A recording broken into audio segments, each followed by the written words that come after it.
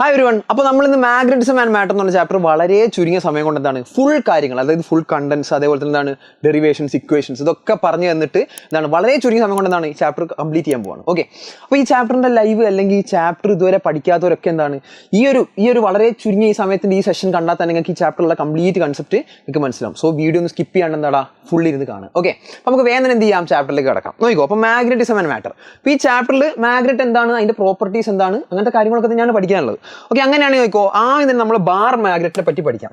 Bar magnet മാത്രമാണ് ഒരു magnet ചോദിച്ചാൽ അല്ല, ഒരുപാട് ടൈപ്പ് ഓഫ് മാഗ്നറ്റ് നിങ്ങൾ കണ്ടിട്ടുണ്ടാവും. ബാർ മാഗ്നറ്റ് കണ്ടിട്ടുണ്ടാവും, റിംഗ് മാഗ്നറ്റ് കണ്ടിട്ടുണ്ടാവും, ഡിസ്ക് മാഗ്നറ്റ് ഉണ്ടാവും, അങ്ങനെ ഒരുപാട് മാഗ്നറ്റ് ഉണ്ട് അല്ലേ, ഒരുപാട് ടൈപ്പ് ഓഫ് മാഗ്നറ്റ് ഉണ്ട്. ഓക്കെ, അപ്പോൾ നിങ്ങൾ മനസ്സിലാക്കേണ്ടത് മാഗ്നറ്റ് എന്ന് പറഞ്ഞാൽ എന്താ വെച്ചിട്ടുണ്ടെങ്കിൽ അട്രാക്റ്റീവ് റിപ്പൾസീവ് പ്രോപ്പർട്ടി കാണിക്കാൻ പറ്റുന്ന ഒരു മെറ്റീരിയലാണ് മാഗ്നറ്റ് എന്ന് പറഞ്ഞാൽ അല്ലേ. അപ്പോൾ നിങ്ങൾക്കറിയാം ഏതൊരു മാഗ്നറ്റ് എടുത്താലും അതിന് എന്തുണ്ടാവും, രണ്ട് പോൾ ഉണ്ടാവും. ഒരു മാഗ്നറ്റ് എടുക്കുകയാണെങ്കിൽ എന്തായാലും ഏത് മാഗ്നറ്റ് ആയിക്കോട്ടെ അതിന് എന്താണ് ഒരു നോർത്ത് പോൾ ഒരു സൗത്ത് പോൾ ഉണ്ടാവും. ഏതൊരു മാഗ്നറ്റ് ആയാലും അതിന് എന്തുണ്ടാവും, ഒരു നോർത്ത് പോളും സൗത്ത് പോളും ഉണ്ടാവും. ഒറ്റ പോളായിട്ട് ഒരു മാഗ്നറ്റ് എന്ത് ചെയ്യാൻ പറ്റില്ല, എക്സിസ്റ്റ് ചെയ്യാൻ പറ്റില്ല. ഓക്കെ, അത് നിങ്ങൾ മനസ്സിലാക്കാം. അപ്പോൾ ജസ്റ്റ് ബാർ മാഗ്നറ്റ് എന്താ നോക്കാം. A piece of material that has both attractive and repulsive property. അതിനാണ് നമ്മൾ ബാർ മാഗ്നറ്റ് എന്ന് പറയാം. ഓക്കെ, അപ്പോൾ it's in the form of a rectangular piece having north pole and south pole. ഏതൊരു magnet ആയിക്കോട്ടെ, bar magnet എന്നല്ല, ring ആയിക്കോട്ടെ, disc ആയിക്കോട്ടെ, ഏത് മാഗ്നറ്റ് ആയാലും അതിന് നോർത്തും ഉണ്ടാവും സൗത്തും ഉണ്ടാവും. ഓർത്ത് വെക്കുക കേട്ടോ. ഇനി freely suspended magnet align in north south direction എന്ന് പറഞ്ഞാൽ എന്താ, ഇതൊരു മാഗ്നറ്റ് ആയിരിക്കും, ഇതിന്റെ നോർത്താണ്, ഇതിന്റെ സൗത്ത് ആയിരിക്കും. ഫ്രീലി സസ്പെൻഡ് എന്ന് പറഞ്ഞാൽ ഞാൻ ഒരു കാര്യം ചെയ്യുക, ഇതിന്റെ മുകളിൽ ഒരു കയറ് കെട്ടി തൂക്കി ഇങ്ങനെ ഇടുക. ഓക്കെ, അപ്പോൾ ഇത് ഫ്രീലി സസ്പെൻഡ് ചെയ്ത് കിടക്കുകയാണ് അല്ലേ. അപ്പോൾ ഇതെന്താ ചെയ്യുക, ഈ മാഗ്നറ്റ് എന്താ ചെയ്യുക അറിയോ, ഈ മാഗ്നറ്റ് ഇങ്ങനെ ആദ്യം ഇങ്ങനെ ടേൺ ചെയ്ത് കളിക്കും. ടേൺ ചെയ്ത് കഴിഞ്ഞിട്ട് പിന്നെ കുറച്ച് നേരം കഴിഞ്ഞിട്ടുണ്ടെങ്കിൽ ഒരു പെർട്ടിക്കുലർ ഡയറക്ഷനിലേക്ക് അലൈൻ ചെയ്യും. വിച്ച് മീൻസ് ഞാൻ നോക്കുമ്പോൾ എൻ്റെ മാഗ്നറ്റിന്റെ നോർത്ത് ഏതൊരു ഡയറക്ഷൻ പോയിന്റ് ചെയ്യാണ്, അപ്പോൾ എനിക്ക് മനസ്സിലാവുന്ന എന്താ അറിയോ, എൻ്റെ മാഗ്നറ്റിന്റെ നോർത്ത് ഭൂമിന്റെ നോർത്ത് അല്ലെങ്കിൽ ഭൂമിന്റെ ജോഗ്രാഫിക്കൽ നോർത്തിനെയാണ് എന്ത് ചെയ്യുക, നോക്കിയിരിക്കുക. ഓക്കെ, അതേപോലെ തന്നെ എൻ്റെ മാഗ്നറ്റിന്റെ സൗത്ത് ഭൂമിന്റെ സൗത്തിനെ നോക്കിയിരിക്കും. ഓക്കെ, അപ്പോൾ ഫ്രീലി സസ്പെൻഡഡ് മാഗ്നറ്റ് എന്ത് ചെയ്യും, അത് നോർത്ത് സൗത്ത് ഡയറക്ഷനിൽ അലൈൻ ചെയ്യും. ഓക്കെ, മാഗ്നറ്റിന്റെ നോർത്ത് ഭൂമിന്റെ നോർത്ത് നോക്കിക്കും, മാഗ്നറ്റിന്റെ സൗത്ത് ഭൂമിന്റെ സൗത്ത് നോക്കിക്കും. ഈ ഒരു അവസ്ഥയിലായിരിക്കും ഉണ്ടാവുക. ഓക്കെ, ഈ like poles repel and unlike poles attract, ഇത് നമുക്ക് അറിയുന്ന കാര്യമല്ലേ. അതായത് ലൈക്ക് പോൾസ് ഒരേപോലെയുള്ള ചാർജിന്റെ അതേ പ്രോപ്പർട്ടി തന്നെ, ലൈക്ക് ചാർജ് റിപ്പൽ ചെയ്യും, അൺലൈക്ക് ചാർജ് എന്ത് ചെയ്യും, അട്രാക്ട് ചെയ്യും. ഇത് തന്നെ. അപ്പോൾ ലൈക്ക് പോൾസ് അതായത് രണ്ട് നോർത്ത് അടുപ്പിച്ച് വരികയായിരിക്കും. ഇത് നോക്കിയോ, ഇത് ഒന്നിന്റെ നോർത്ത്, ഇത് വേറൊരു മാഗ്നറ്റിന്റെ നോർത്ത്, രണ്ട് നോർത്ത് അടുപ്പിച്ച് വരികയാണെങ്കിൽ എനിക്ക് ഇങ്ങനെയുള്ള ഒരു റിപ്പൽഷനാണ് ഫീൽ ചെയ്യാം. ഇനി ആയിക്കോട്ടെ രണ്ട് സൗത്ത് ഇങ്ങനെ വരികയാണെങ്കിൽ അതെനിക്ക് റിപ്പൽഷനാണ് ഫീൽ ചെയ്യാം. എന്നാൽ ഒരു സൗത്തും ഒരു നോർത്തും എടുത്തിട്ടുണ്ടെങ്കിൽ അത് അട്രാക്ട് ആണ് ചെയ്യുക. ഓക്കെ, പ്രശ്നമില്ലല്ലോ. അപ്പോൾ like poles repel and unlike poles attract. Okay അല്ലേ, ഇത്രയും കാര്യങ്ങളൊന്നും ഓർത്ത് വെക്കാം. ഇനി നമുക്ക് എന്താണ് മാഗ്നറ്റിക് ഫീൽഡ് എന്നും അതേപോലെ തന്നെ എന്താണ് മാഗ്നറ്റിക് ഫീൽഡ് ലൈൻസ് എന്നുള്ളതിനെ പറ്റിയാണ് പറയാനുള്ളത്. ഓക്കെ, അപ്പോൾ എന്താണ് മാഗ്നറ്റിക് ഫീൽഡ്, ഇത്ര മാത്രമേ ഉള്ളൂ. ഇത് എൻ്റെ കയ്യിലൊരു മാഗ്നറ്റാണ്. അപ്പം എൻ്റെ കയ്യിൽ ഒരു കോയിൻ ഉണ്ട് വിചാരിക്കും, ഇതൊരു കോയിനാണ്. ഓക്കെ, അപ്പോൾ എൻ്റെ മാഗ്നറ്റാണിത്, ഇതെൻ്റെ കയ്യിലുള്ള കോയിനാണ്. സോ ഞാനിതാ ഇവിടെ കോയിൻ വെക്കുമ്പം എനിക്ക് കാണാൻ പറ്റുന്നത് ഈ കോയിൻ ഈ മാഗ്നറ്റ് അട്രാക്ട് ചെയ്യുന്നുണ്ട്. ഓക്കെ, ഇവിടെ ഞാൻ കോയിൻ വെച്ചപ്പം ഈ കോയിൻ ഈ മാഗ്നറ്റ് അട്രാക്ട് ചെയ്യുന്നുണ്ട്. ഓക്കെ, ഇനി ഞാൻ എന്ത് ചെയ്യാൻ പോവാ, ഈ കോയിൻ ഞാൻ നിങ്ങളെ കയ്യിൽ തന്നു, ഈ മാഗ്നറ്റ് ഞാൻ ഇവിടെ ഇങ്ങനെ പിടിച്ചോണ്ടിരുന്നു. എന്തെങ്കിലും കാര്യമുണ്ടോ, ആ മാഗ്നറ്റ് ഇങ്ങനെ വന്ന് ഇവിടെ അട്രാക്റ്റഡ് ആവുമോ, ഇല്ല. അതിൻ്റെ അർത്ഥം എന്താ, ഈ മാഗ്നറ്റിന്റെ ചുറ്റും ഏതോ ഒരു റീജിയൻ വരെ മാത്രമേ ഈ മാഗ്നറ്റിന് മറ്റേ ആൾ അട്രാക്ട് ചെയ്യാൻ പറ്റുന്നുള്ളൂ അല്ലേ. ഈ മാഗ്നറ്റിന്റെ ഫോഴ്സ് ഫീൽ ചെയ്യാൻ ഒരു സർട്ടൻ റീജിയൻ വരെ ഒരാൾക്ക് പറ്റുന്നുള്ളൂ. അങ്ങനെയാണ് ആ ഒരു റീജിയനെ വിളിക്കുന്ന പേരാണ് magnetic field. Just equivalent to എന്ത്, ഇലക്ട്രോസ്റ്റാറ്റിക്കിലെ ഇലക്ട്രിക് ഫീൽഡ് പോലെ തന്നെ. നോക്കിക്കോ, അപ്പോൾ മാഗ്നറ്റിക് ഫീൽഡ് എന്ന് പറഞ്ഞാൽ it's the region or space around a magnet where its effect can be felt. അപ്പോൾ നമ്മൾ എന്താ പറഞ്ഞത് നോക്കിക്കോ, magnetic field is the region or space around a magnet where its effect can be felt അല്ലേ. ഒരു മാഗ്നറ്റിന്റെ ഫോഴ്സ് ഓഫ് അട്രാക്ഷനോ force of റിപ്പൾഷനോ ഒക്കെ ഫീൽ ചെയ്യാൻ ഒരു സർട്ടൻ റീജിയൻ ഉണ്ട്. ഇതാ ഞാൻ പറയുകയാണ്, ഇതാണ് ആ റീജിയൻ എന്ന് വിചാരിക്കും. ആ റീജിയനെ വിളിക്കുന്ന പേരാണ് മാഗ്നറ്റിക് ഫീൽഡ്. ഇനി ഞാൻ നോക്കുകയാണെങ്കിൽ ഈ മാഗ്നറ്റിക് ഫീൽഡിൻ്റെ അകത്ത് ധാരാളം ഇമാജിനറി ലൈൻസ് ഉണ്ട്. ഓക്കെ, ആ ലൈൻസ് എന്താ സൂചിപ്പിക്കുന്നത്, ആ ലൈൻ സൂചിപ്പിക്കുന്നത് ആ പോയിന്റിലൊക്കെ മാഗ്നറ്റിക് ഫീൽഡിന്റെ സ്ട്രെങ്ത് ആണ്. മാഗ്നറ്റിക് ഫീൽഡിന് ആ റീജിയനിൽ എത്ര സ്ട്രെങ്ത് ഉണ്ട് എന്നുള്ളതാണ് ഈ ലൈൻ കൊണ്ട് സൂചിപ്പിക്കാൻ പറ്റുന്നത്. Okay, they are imaginary lines. Okay, അപ്പോൾ മാഗ്നറ്റിക് ഫീൽഡിന് അടുത്ത് ധാരാളം എന്തുണ്ടാവും, ഇമാജിനറി ലൈനുകൾ ഉണ്ട്. ഓക്കെ, ആ ലൈനുകളെ വിളിക്കുന്ന പേരായിരിക്കും മാഗ്നറ്റിക് ഫീൽഡ് ലൈൻസ്. നമ്മൾ ആ മാഗ്നറ്റിക് ഫീൽഡ് ലൈൻസിന്റെ പ്രോപ്പർട്ടിയാണ് പഠിക്കേണ്ടത്. നോക്കിക്കോ, the imaginary lines use to represent magnetic field is called magnetic field lines. Okay, ഈ മാഗ്നറ്റിക് ഫീൽഡിനകത്ത് ധാരാളം ഇമാജിനറി ലൈൻസ് ഉണ്ട്. ആ ഇമാജിനറി ലൈൻസിനെ വിളിക്കുന്ന പേരാണ് മാഗ്നറ്റിക് ഫീൽഡ് ലൈൻസ് എന്ന്. ഓക്കെ, അവരെന്തിനാണ് ഈ മാഗ്നറ്റിക് ഫീൽഡിന്റെ സ്ട്രെങ്ത്തിനെ പറ്റി പറഞ്ഞു തരുന്ന ഒരു ക്വാണ്ടിറ്റിയാണ്, അല്ലെങ്കിൽ മാഗ്നറ്റിക് ഫീൽഡിന്റെ സ്ട്രെങ്ത് കാണിച്ചു തരുന്ന ഒരു ആളാണ്. ഓക്കെ, നമുക്ക് അതിനെ പറ്റിയാണ് ഈ പഠിക്കാൻ പോകുന്നത്. ഓക്കെ, അപ്പോൾ പ്രോപ്പർട്ടീസ് ഓഫ് മാഗ്നറ്റിക് ഫീൽഡ് ലൈൻസിലേക്കാണ് നമ്മൾ കിടക്കാൻ പോകുന്നത്. നോക്കിക്കോ, പ്രോപ്പർട്ടീസ് എന്തൊക്കെയാണ് മാഗ്നറ്റിക് ഫീൽഡ് ലൈൻസിന്റെ പ്രോപ്പർട്ടീസ് നോക്കാം. മാഗ്നറ്റിക് ഫീൽഡ് ലൈൻസ് അല്ലെങ്കിൽ മാഗ്നറ്റിക് ലൈൻസ് ഓഫ് ഫോഴ്സ് എന്നൊക്കെ പറയാം. ഓക്കെ, അപ്പോൾ magnetic field lines of a magnet forms continuous closed loop. എന്താണ് കണ്ടിന്യൂസ് ക്ലോസ്ഡ് ലൂപ്പാണ് ഉണ്ടാക്കുന്നത്. നോക്കാം എന്താ ഒരു സ്റ്റേറ്റ്മെന്റ് എന്നുള്ള അർത്ഥം നോക്കാം. ഇതൊരു മാഗ്നറ്റിന്റെ നോർത്ത് ആണ്, ഇതൊരു മാഗ്നറ്റിന്റെ സൗത്ത് ആണ്. ഈ മാഗ്നറ്റിക് ഫീൽഡ് ലൈനിന്റെ ഡയറക്ഷൻ നിങ്ങൾക്ക് അറിയോ? എവിടെ നിന്ന് എങ്ങോട്ടാ മാഗ്നറ്റിക് ഫീൽഡ് ലൈനിന്റെ ഡയറക്ഷൻ എന്ന് പറഞ്ഞിട്ടുണ്ടെങ്കിൽ നിങ്ങൾ പറയണം നോർത്ത് നിന്ന് സൗത്തിലേക്കാണ്. നിങ്ങൾ എല്ലാവരും പറയും നോർത്ത് നിന്ന് സൗത്തിലേക്കാണ് പറയും. അത് ശരിയാണോ ചോദിച്ചാൽ ശരിയാണ്. ഓക്കെ, കുഴപ്പമൊന്നുമില്ല. നോർത്ത് നിന്ന് സൗത്തിലേക്കാണ് മാഗ്നറ്റിക് ഫീൽഡ് ലൈനിന്റെ ഡയറക്ഷൻ വരിക. ഓക്കെ, അത് പുറത്തുനിന്ന് നോക്കുമ്പോഴാണ്. എന്നാൽ മാഗ്നറ്റിന്റെ അകത്ത് കൂടെ നോക്കുമ്പോൾ അത് സൗത്ത് നിന്ന് നോർത്തിലേക്ക് പോണ പോലെയാണ്.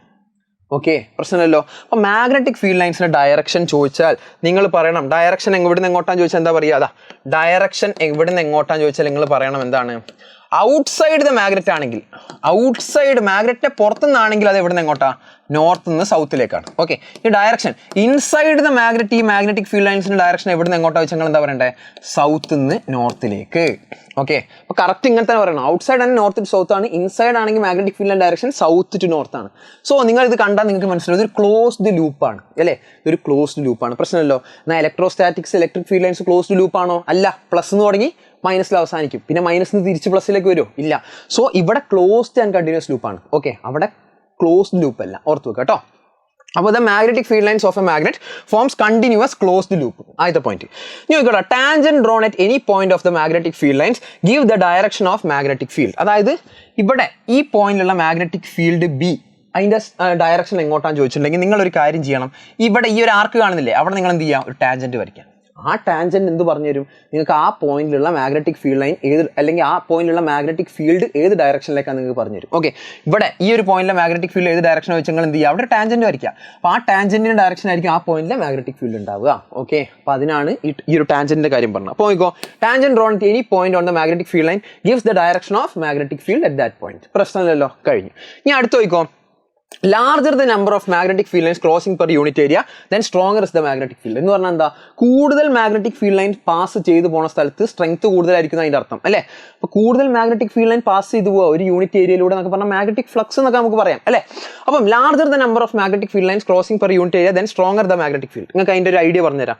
ഈ മാഗ്നറ്റിന്റെ ഈ ഒരു റീജിയനിൽ ഞാനൊരു യൂണിറ്റ് ഏരിയ കൊണ്ടുവച്ച്, ഞാൻ ഇവിടെ ഒരു യൂണിറ്റ് ഏരിയ കൊണ്ടുവച്ച്. ഓക്കെ, പ്രശ്നമല്ലോ. ഇതിന്റെ ഫിഗറാണ് ഞാൻ അങ്ങോട്ട് വരയ്ക്കാൻ പോകുന്നത്. ഓക്കെ, ഇതിനെ 1 എന്ന് വിളിക്കാം, ഇതിനെ 2 എന്ന് വിളിക്കാം. ഓക്കെ, ഈ ഫിഗർ ഞാൻ ഒന്ന് അപ്പുറത്തേക്ക് വരയ്ക്കാൻ പോവാം. അപ്പോൾ നമ്മളിപ്പോൾ പറഞ്ഞ സ്റ്റേറ്റ്മെന്റ് എന്താണ്?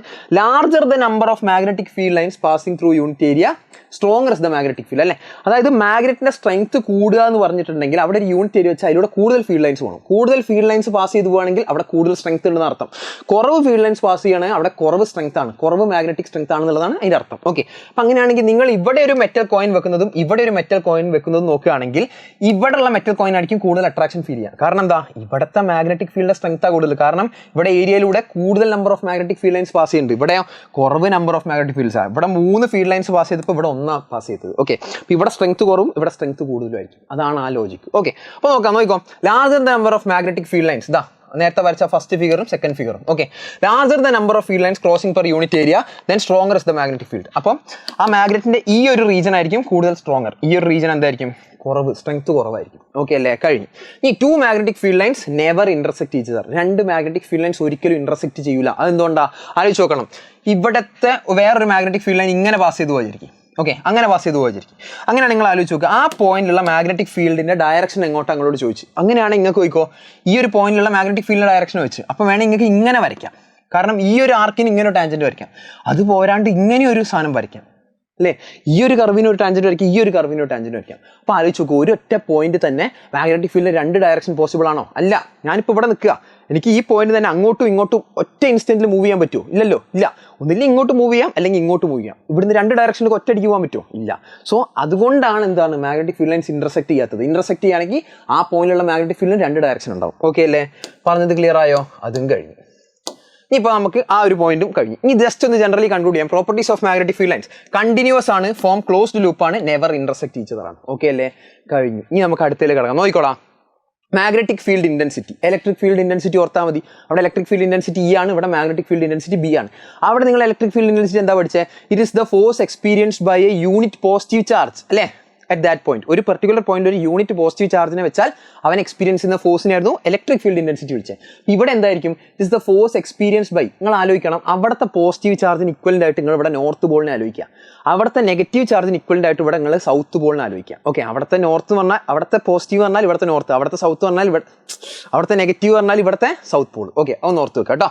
അങ്ങനെയാണെങ്കിൽ ജസ്റ്റ് ഇതേപോലെ പറഞ്ഞു നോക്ക്, അവിടെ electric field intensity it is the force experience by unit positive charge at a particular point. അങ്ങനെയാണ് ഇവിടെ എന്ത് പറയണം? എഴുതണം? It is the force experienced by a unit magnetic north pole at a particular point അല്ലേ?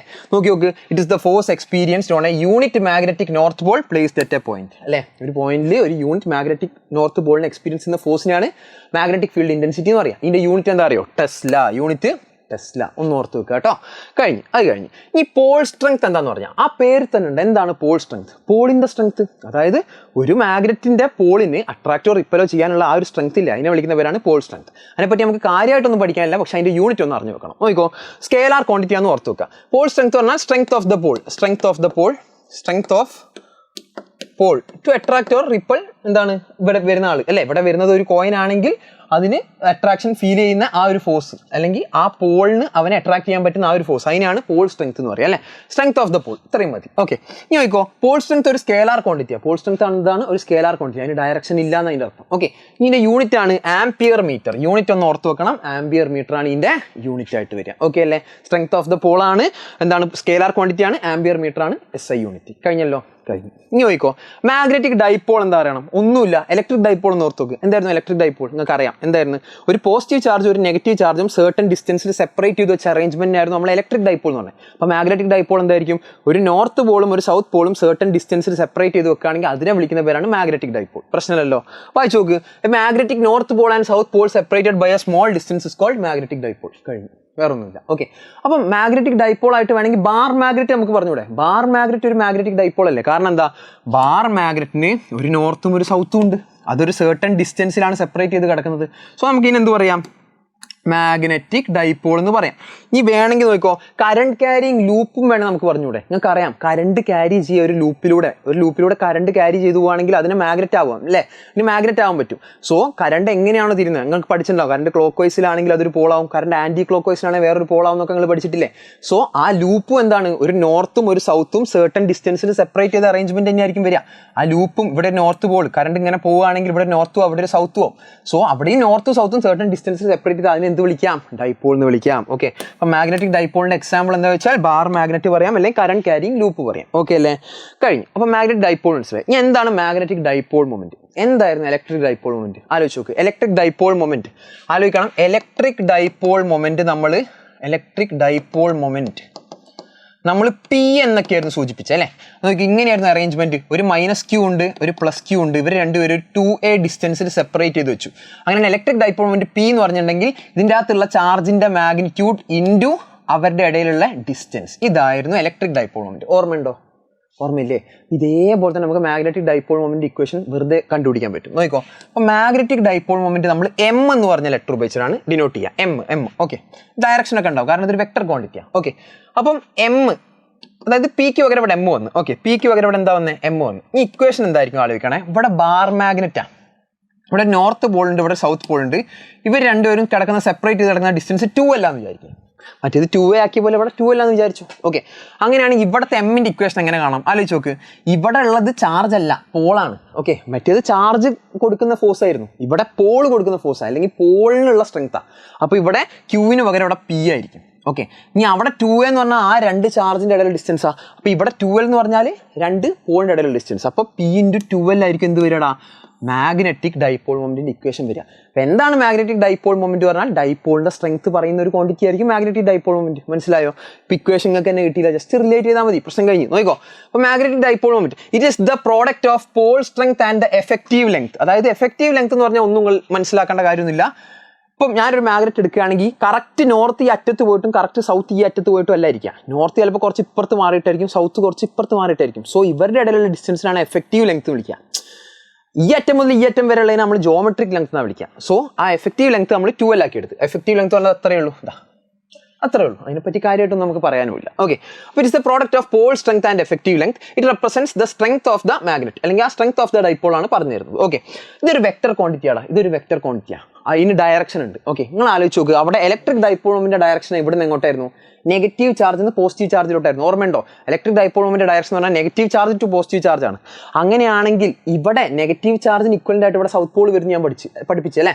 അതേപോലെ തന്നെ positive ചാർജിന് equivalent ആയിട്ട് ഇവിടെ എന്താ നോർത്ത് പോൾ വരുന്നു പറഞ്ഞു. ഓക്കെ, അപ്പം അങ്ങനെയാണെങ്കിൽ magnetic dipole moment direction south നിന്ന് നോർത്തിലേക്ക് ഇരിക്കും. അവിടെ negative charge to positive charge ആണ് ഇവിടെ സൗത്ത് നിന്ന് നോർത്തിലേക്കായിരിക്കും. ഓക്കെ അല്ലേ? ഐഡിയ മനസ്സിലായോ? സോ നോക്കോ, directed along the axis of the magnet from south pole to north pole. South നിന്ന് നോർത്തിലേക്കായിരിക്കും ഡയറക്ഷൻ ഉണ്ടാവുക. യൂണിറ്റ് എന്തായിരിക്കും നിങ്ങൾക്ക് തന്നെ പറയാം. യൂണിറ്റ് ഇതാ ഇതിൻ്റെ അകത്ത് പറയാനുള്ളതേ ഉള്ളൂ. ആലോചിച്ച് നോക്ക്, പോൾ സ്ട്രെങ്ത് ആംപിയർ മീറ്റർ ആണ്. 12 എന്ന് പറഞ്ഞാൽ ലെങ്ത് ആണ്, ജസ്റ്റ് മീറ്റർ ആണ്. അപ്പോൾ ampere metre into metre which means ampere metre square ആയിരിക്കും. കഴിഞ്ഞില്ലേ? അപ്പോൾ മാഗ്നറ്റിക് ഡൈപോൾ മൊമെന്റും അവിടെ കഴിഞ്ഞു. ഓക്കെ അല്ലേ? നമുക്ക് അടുത്തേക്ക് കിടക്കാം. നോക്കിക്കോ, മാഗ്നറ്റിക് ഡൈപോൾ മൊമെന്റ് നമ്മൾ പഠിച്ചു അല്ലേ? അത് ബാർ മാഗ്നറ്റ് ആണെങ്കിൽ m=p12 എന്ന് എഴുതാം. ഓക്കെ, m=p12 എന്ന് എഴുതാം. ഓക്കെ, ഇനി അതേപോലെ തന്നെ ഡൈപോൾ അല്ലേ ഇവനും. ഓക്കെ, അപ്പോൾ ഇവന് നമുക്ക് എങ്ങനെ പറയാം? ഇവന് സോളിനോയിഡ് എന്നൊക്കെ പറയാം അല്ലേ? അപ്പോൾ ഈ സോളിനോയിഡ് n ചുറ്റുകളുണ്ട്. ഓക്കെ, ഇതിലൂടെ കറണ്ട് പാസ് ചെയ്യുമ്പോഴാണ് ഇവൻ മാഗ്നറ്റ് ആവുന്നത് അല്ലേ? അപ്പം ഇവിടെ ഒരു ഏരിയ ഓഫ് ക്രോസ് സെക്ഷൻ ഉണ്ട്. അങ്ങനെയാണ് ഇവന്റെ മാഗ്നറ്റിക് ഡൈപോൾ മൊമെന്റ് നിങ്ങൾ പഠിച്ചിട്ടുണ്ടാവും. NIA എന്നൊക്കെ പഠിച്ചിട്ടുണ്ടാവും. എവിടെ? മൂവിങ് ചാർജസ് ആൻഡ് മാഗ്നറ്റിക്സിൽ പഠിച്ചിട്ടുണ്ടാവും അല്ലേ? പഠിച്ചിട്ടില്ലേ? ആ ഒരു സംഭവം ഓർത്ത് വെക്കുക. ഓക്കെ, അപ്പോൾ ബാർ മാഗ്നറ്റ് ആണെങ്കിൽ നിങ്ങൾക്ക് മാഗ്നറ്റിക് ഡൈപോൾ മൊമെന്റ് m=p12 എന്ന് എഴുതാം. ഇവിടെയാണ് നിങ്ങൾക്ക് m=NIA എന്ന് എഴുതാം. ഓക്കെ, കഴിഞ്ഞു. അതത്രേ ഉള്ളൂ. ഇതാ അടുത്തതിലേക്ക് നോക്കിക്കോ, dipole in A uniform magnetic field. Dipole ഒരു യൂണിഫോം മാഗ്നറ്റിക് ഫീൽഡിൽ വെച്ചാൽ എന്ത് സംഭവിക്കുന്നുള്ളതാണ് നമ്മൾ പറയാൻ പോകുന്നത്. ഓക്കെ, അപ്പോൾ എന്താണ് യൂണിഫോം മാഗ്നറ്റിക് ഫീൽഡ് എന്നാണ് ആദ്യം അറിയേണ്ടത്. എന്താണ് യൂണിഫോമിൻ്റെ അർത്ഥം? യൂണിഫോം, സ്കൂളിൽ എന്തിനാണ് യൂണിഫോം ഇടുന്നത്? എല്ലാവരെയും സെയിം ആക്കാൻ അല്ലേ? അപ്പോൾ സെയിം എന്നുള്ള ഐഡിയ ആണ് യൂണിഫോം കൊണ്ട് വരുന്നത്. മാഗ്നറ്റിക് ഫീൽഡ് എന്ന് പറഞ്ഞാൽ നിങ്ങൾക്ക് എന്താണെന്ന് അറിയാം അല്ലേ? അപ്പോൾ സെയിം മാഗ്നറ്റിക് ഫീൽഡിനാണ് യൂണിഫോം മാഗ്നറ്റിക് ഫീൽഡ് എന്ന് വിളിക്കുക. ഓക്കെ, അപ്പോൾ നോക്കിക്കോ, ഇതൊരു നോർത്താണ്, ഇതൊരു സൗത്താണ്. ഇതൊരു നോർത്ത് പോളിൻ്റെ സൈഡാണ്, അത് സൗത്ത് പോളിൻ്റെ സൈഡാണ് വിചാരിക്കും. സോ മാഗ്നറ്റിക് ഫീൽഡ് ലൈൻ ഇവിടുന്ന് അങ്ങോട്ടേക്കായിരിക്കും പോവുക അല്ലേ? ഇവിടെ അങ്ങോട്ടേക്കായിരിക്കും പോവാം. പ്രശ്നമില്ലല്ലോ, ആ ഡയറക്ഷൻ കാണിച്ചിട്ടുണ്ട്, ആരോ കാണിച്ചിട്ടുണ്ട് അല്ലേ? അങ്ങനെയാണ് ഇവിടെയൊക്കെ മാഗ്നറ്റിക് ഫീൽഡ് ഉണ്ടാവും, ഇവിടെയൊക്കെ മാഗ്നറ്റിക് ഫീൽഡ് ഉണ്ടാവും. ഓക്കെ, അങ്ങനെയാണ് ഇവിടുത്തെ മാഗ്നറ്റിക് ഫീൽഡും ഇവിടുത്തെ മാഗ്നറ്റിക് ഫീൽഡും ഒക്കെ എന്തായിരിക്കും? യൂണിഫോം മാഗ്നറ്റിക് ഫീൽഡാണ്. ഇതൊക്കെ സെയിം ആയിരിക്കും. ഇവിടെ ഉള്ള മാഗ്നറ്റിക് ഫീൽഡിന്റെ വാല്യൂസ്, അതായത് ഞാൻ പറയാം ഇവിടെ ഒരു ടു ടെസ്ല ആയിരിക്കും. അങ്ങനെയാണ് ഇവിടെയും 2 ടെസ്ല ആണെങ്കിൽ, അതായത് ഇത് ഈ റീജിയൻ ത്രൂ ഔട്ട് 2 ടെസ്ല ആണെങ്കിൽ അതിന് നമ്മൾ വിളിക്കുന്ന പേരാണ് യൂണിഫോം മാഗ്നറ്റിക് ഫീൽഡ്. പ്രശ്നമില്ലല്ലോ? പ്രശ്നമില്ല. ഓക്കെ, അപ്പോൾ നോൺ യൂണിഫോം മാഗ്നറ്റിക് ഫീൽഡ് എന്തായിരിക്കും കൂടെ നിങ്ങൾക്ക് ഇതിൻ്റെ കൂടെ പറയാം. നോൺ യൂണിഫോം മാഗ്നറ്റിക് ഫീൽഡ് എന്ന് പറഞ്ഞിട്ടുണ്ടെങ്കിൽ ഇവിടെ 2 ടെസ്ല ആണെങ്കിൽ ചിലപ്പോൾ ഇവിടെ 2 ആവരുത്, ഇവിടെ 1 ടെസ്ല വല്ലതും ആവണം. അതായത് മാഗ്നറ്റിക് ഫീൽഡ് ഒരു റീജിയനിൽ ഇങ്ങനെ മാറുക, അതിനാണ് നോൺ യൂണിഫോം എന്ന് പറയുക. യൂണിഫോം എന്ന് പറഞ്ഞാൽ ഇവിടെയുള്ള മാഗ്നറ്റിക് ഫീൽഡ് തന്നെയായിരിക്കും ഇവിടെയൊക്കെ പോവുക, ആ റീജിയൻ ത്രൂ ഔട്ട് ഉണ്ടാവുക. ഓക്കെ അല്ലേ? അപ്പോൾ യൂണിഫോം മാഗ്നറ്റിക് ഫീൽഡിൽ വെക്കുകയാണെങ്കിൽ എന്ത് സംഭവിക്കുന്നുള്ളതിനെ പറ്റിയാണ് നമ്മൾ പഠിക്കാൻ പോകുന്നത്. ഓക്കെ, അപ്പോൾ ഇതൊരു യൂണിഫോം മാഗ്നറ്റിക് ഫീൽഡാണ്. ഈക്വലി സ്പേസ്ഡ് ആയിട്ടുള്ള പാരലൽ ലൈൻസ് ആണ് നമ്മൾ യൂണിഫോം മാഗ്നറ്റിക് ഫീൽഡിനെ റെപ്രസെന്റ് ചെയ്യാൻ ഉപയോഗിക്കുക. കണ്ടോ, ഈക്വലി സ്പേസ്ഡ് ആയിട്ട് പാരലൽ ലൈൻസ് വരച്ച് അല്ലേ? അപ്പം അങ്ങനെയാണെങ്കിൽ നിങ്ങൾ ആലോചിക്കണം, നോർത്തിൻ്റെ അടുത്ത് ഈ നോർത്തിന് എന്താ ഉണ്ടാവുക? ഈ നോർത്തിന് ഇവൻ കാരണം എന്താ ഉണ്ടാവുക? ഒരു റിപ്പൽഷൻ ആയിരിക്കും ഉണ്ടാവുക. ഈ സൗത്ത് കാരണം ഒരു അട്രാക്ഷൻ ആയിരിക്കും ഉണ്ടാവുക. സോ ഈ പോളിനെ ഈ മാഗ്നറ്റിക് ഫീൽഡ് കൊണ്ടുവയ്ക്കുമ്പോൾ ഇവന് ഒരു ഫോഴ്സ് എക്സ്പീരിയൻസ് ചെയ്യും. ഏത് ഡയറക്ഷനിലാണ്? നോർത്തിനെ കണ്ടുകൂടാ, സൗത്തിന് ഇഷ്ടമാണ്, അങ്ങോട്ട് പോകും. ഇങ്ങോട്ടൊക്കെ ഒരു ഫോഴ്സ് ഉണ്ടാവും. സംശയമുണ്ടോ? ഇല്ല. നീ നോക്കിക്കോ, സൗത്തിന്റെ അവസ്ഥ എന്തായിരിക്കും? സൗത്തിന് നോർത്തിനെ ഭയങ്കര ഇഷ്ടമാണ്, എന്നാൽ സൗത്തിന് ഇഷ്ടമല്ല. അവൻ ഇങ്ങോട്ട് പുഷും ചെയ്യും, ഇവൻ ഇവിടുന്ന് അട്രാക്റ്റും ചെയ്യും. സോ ഇങ്ങോട്ടേക്ക് ഒരു ഫോഴ്സ് ഉണ്ടാവും. പ്രശ്നമുണ്ടോ? ഇല്ല. ഈ ഫോഴ്സിന്റെ ഇക്വേഷൻ വേണേൽ നമുക്ക് എഴുതാം. എങ്ങനെ? നിങ്ങൾ ഇലക്ട്രോസ്റ്റാറ്റിക്സിൽ പഠിച്ചിട്ടുണ്ട്, ഒരു ചാർജ് ഇലക്ട്രിക് ഫീൽഡിൽ വെക്കുകയാണെങ്കിൽ അവിടെ ഉണ്ടാവുന്ന ഫോഴ്സിന്റെ ഇക്വേഷൻ ആയിരുന്നു F=QE. നിങ്ങൾ പഠിച്ചിട്ടുണ്ടാവും അല്ലേ? F=QE. അങ്ങനെയാണ് ഇവിടെ അതേപോലെ ഇക്വലന്റ് ആയിട്ട് പറഞ്ഞു നോക്ക്. ഇവിടെ F=QEക്ക് പകരം അവിടെ ചാർജ് ഉണ്ടായിരുന്നു, ഇവിടെ പോളിന്റെ സ്ട്രെങ്ത് ആണ് വരുന്ന പാരാമീറ്റർ അല്ലേ? അപ്പോൾ F=P എഴുതാം, അതായത് ക്യൂവിന് പകരം P എഴുതാം. അവിടുത്തെ ഇക്ക് പകരം ഇവിടെ എന്ത് എഴുതാം? B എഴുതാം. അപ്പോൾ ഇങ്ങോട്ടേക്ക് ഒരു ഫോഴ്സ് F=PB വരും അല്ലേ? യൂണിഫോം ഫീൽഡിലാണ് വെച്ചാൽ, യൂണിഫോം എന്ന് പറഞ്ഞാൽ ഇവിടെ മാഗ്നറ്റിക് ഫീൽഡ് B ആണെങ്കിൽ ഇവിടെയും മാഗ്നറ്റിക് ഫീൽഡ് B ആയിരിക്കും. സോ ഇവിടെ ഒരു F= എന്തുണ്ടാവും? PB ഉണ്ടാവും. അപ്പം അങ്ങോട്ടും ഇങ്ങോട്ടും ഈക്വലി ഒരേ ഫോഴ്സിൽ പിടിച്ച് വലിക്കുന്നു. PB അങ്ങോട്ട്, PB ഇങ്ങോട്ട്. അപ്പം എന്തായിരിക്കും? നെറ്റ് ഫോഴ്സ് എത്ര ആയിരിക്കും? നെറ്റ് ഫോഴ്സ് ഓവറോൾ നമ്മൾ ആ ഫോഴ്സിന്റെ വാല്യൂ നോക്കുമ്പോൾ എന്തായിരിക്കും? PB അങ്ങോട്ട്, PB ഇങ്ങോട്ട്. അപ്പം നെറ്റ് ഫോഴ്സ് എത്ര ആയിരിക്കും? 0 ആയിരിക്കും. നെറ്റ് ഫോഴ്സ് 0 ആയിരിക്കും. ആ നെറ്റ് ഫോഴ്സ് 0 ആണെങ്കിലും ഇവൻ എന്താ ചെയ്യുക? അങ്ങോട്ടും ഇങ്ങോട്ടും പിടിച്ച് വലിച്ചല്ലേ, ഇവൻ എന്താ ചെയ്യുക? ഇങ്ങനെ കറങ്ങും. അപ്പോൾ ഇവിടെ ടോർക്ക് ഉണ്ടാവും. ആ ടോർക്കിന്റെ ഇക്വേഷൻ ആണ് ഈ പറയാൻ പോകുന്നത്. ഓക്കെ, അപ്പം നിങ്ങൾ ഇലക്ട്രോസ്റ്റാറ്റിക്സിൽ ടോർക്കിന്റെ ഇക്വേഷനുകൾ പഠിച്ചിട്ടുണ്ട്. എന്തായിരുന്നു? ടോർക്ക് P × E അല്ലെങ്കിൽ PE sin θ എന്ന് പഠിച്ച ഓർമ്മ ഉണ്ടോടാ? PE sin θ പഠിച്ചിട്ടുണ്ട്. ഇതെവിടെ? ഞങ്ങൾ ഇലക്ട്രോസ്റ്റാറ്റിക്സിലാണ് പഠിച്ചത്. നിങ്ങൾ മാഗ്നറ്റിക്സിലേക്ക് വരുമ്പം ടോർക്കിന്റെ ഇക്വേഷനിൽ അവിടെ P എന്തായിരുന്നു? അവിടുത്തെ P എന്തായിരുന്നു? ഇലക്ട്രിക് ഡൈപോൾ മൊമെന്റാ. ഇവിടെ അതിന് ഇക്വലന്റ് ആയിട്ട് മാഗ്നറ്റിക് ഡൈപോൾ മൊമെന്റ് M വരണം അല്ലേ?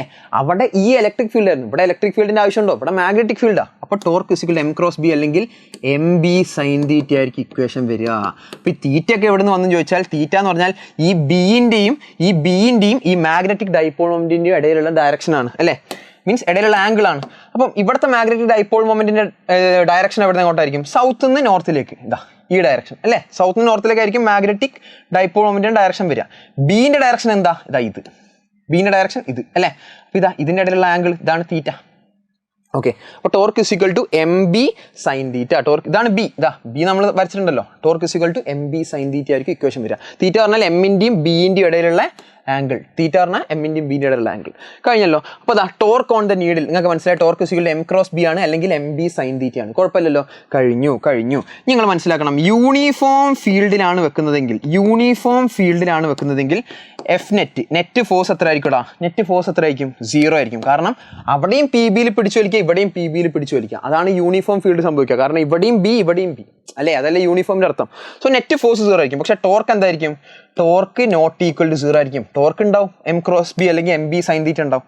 ഓക്കെ, ഇനി നോൺ യൂണിഫോം ഫീൽഡിലാണ് വെക്കുന്നതായിരിക്കും. നോൺ യൂണിഫോം ഫീൽഡ് അവിടെ എന്താ സംഭവിക്കുക? നോൺ യൂണിഫോം ഫീൽഡിൽ വെച്ച് ആലോചിച്ച് നോക്കണം. ഇവിടെ ചിലപ്പം 2B ആണ് മാഗ്നറ്റിക് ഫീൽഡ് ഇൻറ്റൻസിറ്റി എങ്കിൽ ഇവിടെ ബി ആയിരിക്കും. സോ ഇവിടെ കൂടുതൽ ഫോഴ്സ്, ഇവിടെ കുറവ് ഫോഴ്സും. അപ്പോൾ നെറ്റ് ഫോഴ്സ് 0 ആവുമോ? ഇല്ല. അപ്പോൾ ഇവിടെ F net not equal to 0 ആയിരിക്കും നോൺ യൂണിഫോം ഫീൽഡിൽ വെച്ചാൽ. ഓക്കെ, ടോർക്ക് എന്തായിരിക്കും? ടോർക്ക് എന്തായാലും ഉണ്ടാവും. ടോർക്ക് എന്തായാലും സാധനം കറങ്ങാനേ പോകുള്ളൂ. ഓക്കെ, അപ്പോൾ ഈ ഒരു ഐഡിയ നിങ്ങൾക്ക് ഉണ്ടാവണം. ഓക്കെ അല്ലേ? നമുക്ക് അടുത്തേക്ക് കിടക്കാം. നോക്കിക്കോ. അപ്പോൾ നമ്മൾ ടോർക്കിൻ്റെ കാര്യങ്ങളൊക്കെ പറഞ്ഞ് നമുക്ക് ഇതാ പൊട്ടൻഷ്യൽ എനർജിയിലേക്ക് കിടക്കാം. ഒന്നുമില്ല, പൊട്ടൻഷ്യൽ എനർജി നിങ്ങൾക്ക് അറിയാം. നിങ്ങൾ അവിടെ ഇലക്ട്രോസ്റ്റാറ്റിക്സ് പഠിച്ച ടോർക്കിൻ്റെ ഇക്വേഷൻ എന്തായിരുന്നു? പൊട്ടൻഷ്യൽ എനർജിൻ്റെ ഇക്വേഷൻ എന്തായിരുന്നു? U is equal to minus P dot T എന്നാണ് പഠിച്ചത്. അവിടെ ഇലക്ട്രോസ്റ്റാറ്റിക്സിൽ U is equal to minus P dot T എന്നാണ് പഠിച്ചത്. ഓക്കെ, അങ്ങനെയാണ് ഇവിടുത്തെ potential energy U is equal എന്തായിരിക്കും? അവിടെ പി ഇലക്ട്രിക് ഡൈപോൾ ഇവിടുത്തെ മാഗ്നറ്റിക് ഡൈപോൾ എം ആണ് അല്ലേ. അവിടെ ഈ ഇലക്ട്രിക് ഫീൽഡിൻ്റെ ഇലക്ട്രോസ്റ്റാറ്റിക്സ് ഇലക്ട്രിക് ഫീൽഡാണ് വരിക, ഇവിടെ മാഗ്നറ്റിക് ഫീൽഡാണ് വരിക. സോ മൈനസ് പിക്ക് പകരം M, minus M dot B അല്ലെങ്കിൽ minus M B cos theta ആയിരിക്കും വരിക. ജസ്റ്റ് ഇങ്ങനെ റിലേറ്റ് ചെയ്താൽ മതി, വേറെ ഒന്നും പറയാനില്ല അതിൻ്റെ അകത്ത് കേട്ടോ. അപ്പോൾ potential energy U is equal to minus M dot B ആണ്, അല്ലെങ്കിൽ മൈനസ് എം ബി എന്താണ്? കോസ് തീറ്റ ആണ് അല്ലേ. ഡോട്ട് വരികയാണെങ്കിൽ കോസ്, ക്രോസ് വരികയാണെങ്കിൽ സൈൻ അല്ലേ. അപ്പം minus M B cos theta. ഇനി വേണമെങ്കിൽ 3 കേസായിട്ട് പറയാം. ഒരു കാര്യം, നിങ്ങൾ തീറ്റ ഇസ് ഈക്വൽ ടു 90 എടുക്കും. Theta is equal to 90. അങ്ങനെയാണെങ്കിൽ ഇവിടെ തീറ്റയ്ക്ക് നിങ്ങൾ 90 സബ്സ്റ്റിറ്റ്യൂട്ട് ചെയ്തെടുക്കും. കോസ് 90 എത്ര വരിക? കോസ് 90 0 ആണ് വരിക അല്ലേ. അങ്ങനെയാണെങ്കിൽ പൊട്ടൻഷ്യൽ എനർജിൻ്റെ വാല്യൂ എത്ര വരിക? 0 പൊട്ടൻഷ്യൽ എനർജി ആയിരിക്കും അല്ലേ. 0 പൊട്ടൻഷ്യൽ എനർജി, 0 പൊട്ടൻഷ്യൽ എനർജി ആവും എപ്പം തീറ്റ 90 ആയാലും. ഓക്കെ, ഇനി അടുത്തത് case 2. Theta is equal to 0 ആവുക. Okay, theta is equal to 0 എന്ന് പറഞ്ഞാൽ അതിൻ്റെ അർത്ഥം എന്താണ്? എമ്മിൻ്റെയും ബിൻ്റെയും ഇടയിലുള്ള ആംഗിൾ 0 പറഞ്ഞാൽ അതിൻ്റെ അർത്ഥം എന്താ? എമ്മിൻ്റെ ഡയറക്ഷൻ സൗത്ത് നിന്ന് നോർത്തിലേക്കാണ്, ബി അങ്ങോട്ടേക്ക്. സോ ഇങ്ങനെ ആര് നിൽക്കുക? മാഗ്നറ്റ് നിൽക്കുക. ഇങ്ങനെ നിൽക്കുമ്പോൾ ആലോചിച്ച് നോക്കണം എന്താ സംഭവിക്കുക? തീറ്റ ഇപ്പോൾ എന്താണ്? 0 ആണ്. അപ്പോൾ നിങ്ങൾ ഇക്വേഷനിൽ വെറുതെ സബ്സ്റ്റിറ്റ്യൂട്ട് ചെയ്യും. Minus M B cos 0. Cos 0 എത്രയാണ്? 1. അപ്പം മൈനസ് എം ബി എന്നാണ് കിട്ടുക. അപ്പോൾ അത് സ്റ്റേബിൾ ഇക്വിലിബ്രിയം ആണ്. ആലോചിച്ച് നോക്ക്, നിങ്ങൾ ആലോചിച്ച് നോക്കണേ. ഇങ്ങനെ മാഗ്നറ്റ് നിൽക്കുമ്പോൾ ആലോചിച്ച് നോക്കണം, നോർത്ത് അങ്ങോട്ടും സൗത്ത് ഇങ്ങോട്ടും ഫേസ് ചെയ്ത് നിൽക്കുന്ന അവസ്ഥ നോക്കിക്കോ. മാഗ്നറ്റിക് ഫീൽഡ് ഇവിടെ നിന്ന് അങ്ങോട്ടേക്കാണ്, നോർത്ത് ഇവിടെ, സൗത്ത് ഇവിടെ. ഓക്കെ, അങ്ങനെയാണെങ്കിൽ മാഗ്നറ്റ് ഇങ്ങനെ നിൽക്കുന്ന അവസ്ഥ ആലോചിച്ച് നോക്ക്, എന്ത് സുഖമായിരിക്കും ആലോചിച്ച് നോക്കണം. നോർത്ത് ഇവിടെയും സൗത്ത് ഇവിടെയും. അതിന് ഇഷ്ടമുള്ളൊരു പൊസിഷൻ അല്ലേ. കാരണം എന്താ? സൗത്തിനെ നോർത്തിനെ കണ്ടുകൊണ്ടിരിക്കാം, നോർത്തിനെ ഈ സൗത്തിനെയും കണ്ടുകൊണ്ടിരിക്കാം. അതാണ് ഈ തീറ്റ 0 പറഞ്ഞ അവസ്ഥ. കാരണം ഇവിടെ എമ്മിൻ്റെ ഡയറക്ഷൻ അങ്ങോട്ടാണ്, ബിൻ്റെ ഡയറക്ഷൻ അങ്ങോട്ടാണ്. അപ്പോൾ ഇതിനാണ് സ്റ്റേബിൾ അവസ്ഥ, സ്റ്റേബിൾ ഇക്വിലിബ്രിയം. കാരണം എന്താ? എനർജി ഇവിടെ കുറവാണ്. എനർജി കുറവാണെങ്കിൽ നമുക്ക് അതിന് സ്റ്റേബിൾ എന്ന് വിളിക്കാൻ പറ്റും അല്ലേ. So this is called stable equilibrium. പ്രശ്നമല്ലോ. ഓക്കെ, യൂണിഫോം മാഗ്നറ്റിക് ഫീൽഡ് ഇങ്ങനെ വെക്കുകയാണെങ്കിൽ ഇതിനെ നമുക്ക് സ്റ്റേബിൾ ഇക്വിലിബ്രിയം എന്ന് വിളിക്കാം. ഇനി അടുത്തത് തീറ്റങ്ങളൊന്നും കാര്യം ചെയ്യും. 180 ആക്കി നോക്കും. തീറ്റ 180 ആണെങ്കിൽ minus M B cos 180. Cos 180 പറഞ്ഞാൽ -1 ആണ്. So U is equal to plus M B എന്ന് കിട്ടും. ആ അവസ്ഥ ഒന്ന് ആലോചിച്ച് നോക്ക്. മാഗ്നറ്റിന്റെ നോർത്ത് ഈ നോർത്തിന്റെ സൈഡിൽ പോയി നിൽക്കുക, മാഗ്നറ്റിന്റെ സൗത്ത് ആ സൗത്തിൽ പോയി നിൽക്കുക. അത് എന്താ അവസ്ഥയാണ്? നോർത്തിന് ഇഷ്ടമല്ല, സൗത്തിനും ഇഷ്ടമല്ല. നല്ല റിപ്പൽഷൻ അല്ലെങ്കിൽ ഭയങ്കര വെറുപ്പിച്ച ഒരു അവസ്ഥയായിരിക്കും അല്ലേ. അപ്പം അവിടെ എനർജി എന്തായിരിക്കും? കൂടുതലായിരിക്കും. സോ എനർജി കൂടിയാൽ അത് അൺസ്റ്റേബിൾ ആണ്. എനർജി കുറഞ്ഞാലാണ് സ്റ്റേബിൾ വരിക. ഓക്കെ, അപ്പോൾ ഇതാണ് അൺസ്റ്റേബിൾ ഇക്വിലിബ്രിയം വരിക. എനർജി കൂടിയാൽ അൺസ്റ്റേബിൾ, എനർജി കുറഞ്ഞാൽ സ്റ്റേബിൾ. ഓക്കെ അല്ലേ. അപ്പോൾ ഈ കേസ് ഒന്ന് പഠിക്കുക, ഇക്വേഷനും പഠിക്കുക. കഴിഞ്ഞു. ഇനിയിപ്പം അടുത്തതിലേക്ക് നോക്കിക്കോ. ദ ഇലക്ട്രോസ്റ്റാറ്റിക് അനലോഗ് എന്ന് പറഞ്ഞാൽ ഒന്നുമില്ല. ഇലക്ട്രോസ്റ്റാറ്റിക്സുമായിട്ട് ഇത് കമ്പയർ ചെയ്ത് പഠിക്കാൻ പറ്റുന്ന പാടാണ്, അത്രയേ ഉള്ളൂ. സോ അവിടെ ഡൈപോൾ മൊമെന്റ് നിങ്ങൾ പി പഠിച്ചാൽ ഇവിടുത്തെ ഡൈപോൾ മൊമെന്റ് എം ആയിരിക്കും, പ്രശ്നമൊന്നുമില്ല. അവിടെ നിങ്ങൾ equatorial point of A short dipole പഠിച്ചിട്ടുണ്ട് അല്ലേ. ഷോർട്ട് ഡൈപോൾ ഇതൊരു ഡൈപോൾ ആണ്, -q + q ആണ്. ഓക്കെ, അങ്ങനെയാണെങ്കിൽ അതിൻ്റെ ഇക്വിറ്റോറിയൽ പോയിന്റ് ഇതാണ്. ഇവിടേക്ക് ഒരു r ഡിസ്റ്റൻസ് ആണെങ്കിൽ നിങ്ങൾ പഠിച്ച ഇക്വേഷൻ ആണ് ബി ഇക്വിറ്റോറിയൽ μ0 ഇവിടെ അല്ലേ. ഓക്കെ, 1/4πε0 p/r³ എന്ന് പഠിച്ചിട്ടുണ്ട് അല്ലേ. ഓക്കെ, ഇനി അതേപോലെ തന്നെ നമുക്ക് അറിയുന്ന ഒരു കാര്യമാണ് വേറെ എന്ത്, ഇങ്ങനെ ഒരു ആക്സിയൽ പോയിന്റ് എടുത്ത് r ഡിസ്റ്റൻസിൽ, അങ്ങനെയാണെങ്കിൽ B axial is equal to എന്താണ് 1/4πε0 2p/r³ നിങ്ങൾ ഇലക്ട്രോസ്റ്റാറ്റിക്സിൽ പഠിച്ച ഇലക്ട്രോസ്റ്റാറ്റിക്സിന്റെ കഥ. ഓക്കെ, ഇത് ഇതേപോലെ തന്നെ മൂവിങ് ചാർജസ് മാഗ്നറ്റിക്സ് ആൻഡ് മാറ്ററിലേക്ക് നമുക്ക് പറയാം. നോക്കിക്കോ, ഇവിടെ ഒരു സൗത്ത് പോൾ ഉണ്ട്, ഇവിടെ നോർത്ത് പോൾ ഉണ്ട്. ഓക്കെ, അങ്ങനെയാണെങ്കിൽ ഇതിനാണ് ഈ ബാർ മാഗ്നറ്റ് അറേഞ്ച്മെന്റ് എന്നൊക്കെ വിളിക്കുക അല്ലേ. ഇതാണ് ഈ ബാർ മാഗ്നറ്റ് സംഭവം, ഇതൊരു ബാർ മാഗ്നറ്റ് ആയിരിക്കും. അങ്ങനെ ഈ ഒരു പോയിന്റ് ഉണ്ട്, വിച്ച് മീൻസ് ഈ പോയിന്റിനെ വിളിക്കുന്ന പേരാണ് ആക്സിയൽ പോയിന്റ്, ബി ആക്സിയൽ. അതിന് നിങ്ങൾക്ക് എളുപ്പത്തിൽ എഴുതാം.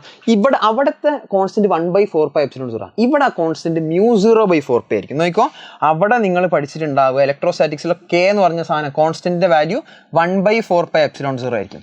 ഇവിടെ അത് μ0/4π ആയിരിക്കും വരിക. ബാക്കി ഇക്വേഷൻ അതേപോലെ എഴുതാം. നോക്കിക്കോ, അവിടുത്തെ 1/4πε0 പകരം ഇവിടെ μ0/4π. അവിടെ p/r3.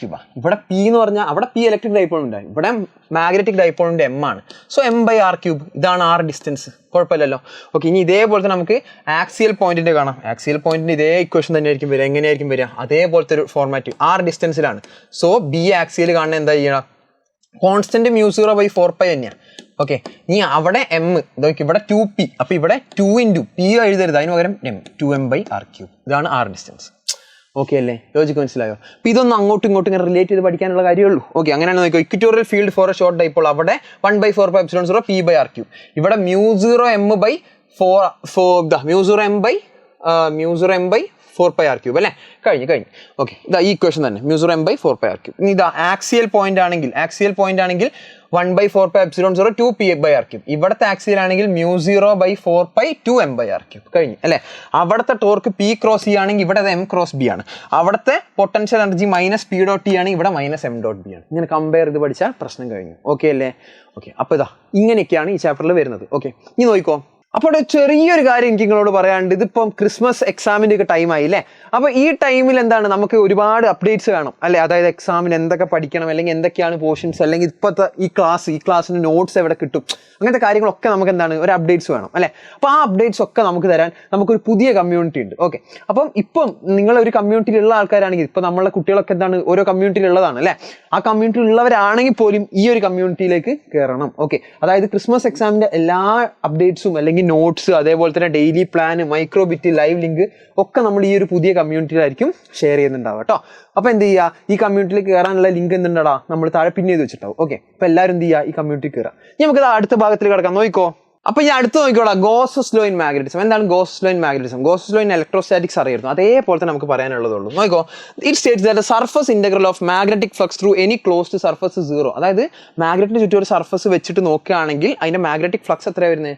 0 ആണ് വരുന്നത്. ഓക്കെ, അതായത് ഇന്റഗ്രൽ B.ds 0 ആണ് അതിന്റെ അർത്ഥം. ഇന്റഗ്രൽ B.ds 0 ആണ്. നമുക്ക് നോക്കി നോക്കാം എന്തുകൊണ്ട് ഇന്റഗ്രൽ B.ds 0 എന്ന് നോക്കാം. ഇതൊരു മാഗ്നറ്റ് ആണ്, ഇത് അതിന്റെ നോർത്ത് ആണ്, ഇത് അതിന്റെ സൗത്ത് ആണ്.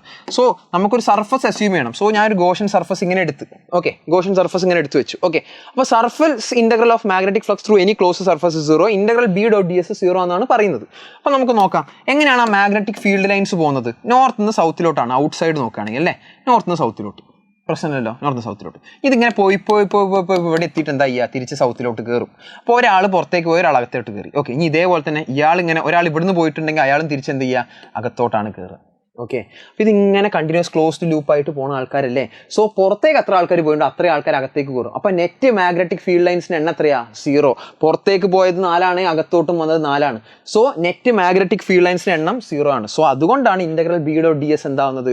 0 ആവുന്നത്. ഓക്കെ, അപ്പോൾ it States that surface integral of magnetic flux through any closed surfaces 0. Okay, നിങ്ങൾ പഠിച്ചിട്ടുണ്ടാവും അവിടെ, നിങ്ങൾ ഗോസസ് ലോ ഇൻ ഇലക്ട്രോസ്റ്റാറ്റിക്സ് നിങ്ങൾ പഠിച്ചിട്ടുണ്ടാവും. ഒരു ക്യൂ ചാർജ് ഇങ്ങനെ നിൽക്കുക, ഒരു പ്ലസ് ക്യൂ ചാർജ് ഇങ്ങനെ നിൽക്കുക. സോ അവിടെ നിങ്ങൾ integral E.ds is equal to 1/ε0 times the charge enclose എന്നൊക്കെ പഠിച്ചിട്ടുണ്ട്. ഒരു പോസിറ്റീവ് ചാർജ് അല്ലെങ്കിൽ ഒരു ചാർജ് മാത്രം നിൽക്കുമ്പോൾ അവിടെ E.ds 0 ആയിരിക്കില്ല, 1/ε0 ഇൻറ്റു ചാർജ് എൻക്ലോസ്ഡ് എന്ന് പറയാം. ഓക്കെ, എന്നാൽ നിങ്ങൾ ആലോചിച്ച് നോക്കി, ഒരു -q ഒരു +q ഇതേപോലെ വെക്കുകയായിരുന്നു ഒരു ഗോഷൻ സർഫസിൽ. അങ്ങനെയാണെങ്കിൽ ഇതേ അവസ്ഥ തന്നെ ആയിരിക്കും വരിക, 0 ആയിപ്പോവും. Integral E.ds 0 ആയിപ്പോവും. കാരണം എന്താ, പോസിറ്റീവ് നിന്ന് തുടങ്ങിയുള്ള ഫീൽഡ് ലൈൻസ് നെഗറ്റീവിലാവുന്ന അവസാനിക്കും. സോ എന്തായിരിക്കും, 0 ആയിപ്പോലെ. പുറത്തേക്ക് പോയി അത്രയും field lines, electric field lines അകത്തോട്ട് കയറും. സോ അവിടെയും ഇന്റഗ്രൽ E.ds 0 ആയിരിക്കും. ഇനി ആലോചിച്ച് നോക്ക്, ഒരു മാഗ്നറ്റിന്റെ അവസ്ഥ ഇതേപോലെ തന്നെ ആയിരിക്കും. നോക്കിക്കോ, ഇതൊരു മാഗ്നറ്റിന്റെ നോർത്ത് പോളും ഒരു സൗത്ത് പോളും. ഓക്കെ, അതിങ്ങനെ ഒരു ഗോഷൻ സർഫസിൽ വെച്ചിട്ടുണ്ടെങ്കിൽ ഇന്റഗ്രൽ B.ds 0 ആയിരിക്കും. കാരണം എന്താ, പുറത്തേക്ക് പോയ അത്രയും ആൾക്കാർ തന്നെ അകത്തോട്ട് കയറിയതുകൊണ്ട്. ഇനി ഞാൻ പറയാം, ഒരു നോർത്ത് പോൾ മാത്രമായിട്ട് നിലനിൽക്കുകയാണെങ്കിൽ അവിടുത്തെ ഇന്റഗ്രൽ B.ds 0 ആയിരിക്കില്ല. കാരണം എന്താ, നോർത്ത് നിന്ന് എല്ലാവരും പുറത്തേക്ക് മാത്രമേ പോകുള്ളൂ, അകത്തേക്ക് ആരും കയറുന്നില്ല അല്ലേ? ഓക്കെ, അങ്ങനെയാണെങ്കിൽ ഇങ്ങനെ ആയിരുന്നെങ്കിൽ ഇന്റഗ്രൽ B.ds 0. നോട്ട് ഈക്വൽ 0 ആയിരിക്കും. പക്ഷേ integral B dot D S നമ്മൾ എടുത്ത് നോക്കുമ്പോൾ എപ്പോഴും 0 ആണ്. അതിൻ്റെ അർത്ഥം എന്താ? മാഗ്നറ്റിന് ഒരിക്കലും ഒരു മോണോ പോളായിട്ട് എക്സിസ്റ്റ് ചെയ്യാൻ പറ്റില്ല, ഒരു സിംഗിൾ പോളായിട്ട് എക്സിസ്റ്റ് ചെയ്യാൻ പറ്റില്ല. നമ്മൾ നോക്കുമ്പോൾ എപ്പോഴും integral B dot D S എന്താ വരുന്നത്? 0 വരുന്നത്. സോ ഇത് എക്സിസ്റ്റ് ചെയ്യുന്നില്ല, മാഗ്നറ്റിക് മോണോപോൾ എക്സിസ്റ്റ് ചെയ്യുന്നില്ല എന്നൊരു ഐഡിയയും കൂടെ നമുക്ക് കിട്ടുകയാണ് കേട്ടോ. അപ്പോൾ ആ ഒരു ഐഡിയ നമുക്ക് കിട്ടുന്നുണ്ട്. അപ്പോൾ ഗോസസ് ലോ എന്ന് കിട്ടുന്ന 2 പോയിന്റുകളാണ്. From Gauss's law it is clear that isolated magnetic monopoles do not exist. മാഗ്നറ്റിന് മോണോപോളായിട്ട് എക്സിസ്റ്റ് ചെയ്യാൻ പറ്റൂല. Magnetic field lines always forms closed loop. Magnetic field lines എപ്പോഴും ക്ലോസ്ഡ് ലൂപ്പ് ആയിട്ടായിരിക്കും ഉണ്ടാവുക. അത് രണ്ടും മനസ്സിലായി. ഓക്കെ അല്ലേ? ഇനി അടുത്തത് കഴിയാനായി. Magnetization and magnetic intensity. എന്താണ് മാഗ്നറ്റൈസേഷൻ, മാഗ്നറ്റിക് ഇന്റൻസിറ്റി? അതായത് മാഗ്നറ്റിക് പ്രോപ്പർട്ടീസിനെ പറ്റി നമ്മൾ പഠിക്കാൻ പോകുന്നത്. എന്താണ് അവിടെ മാഗ്നറ്റൈസേഷൻ? ഒരാളെ മാഗ്നറ്റ് ആക്കുക, അതിനാണ് മാഗ്നറ്റൈസേഷൻ എന്ന് വിളിക്കുക. നമ്മൾ പണ്ട് ചെയ്തിട്ടുള്ള എക്സ്പെരിമെന്റ് ആണ്.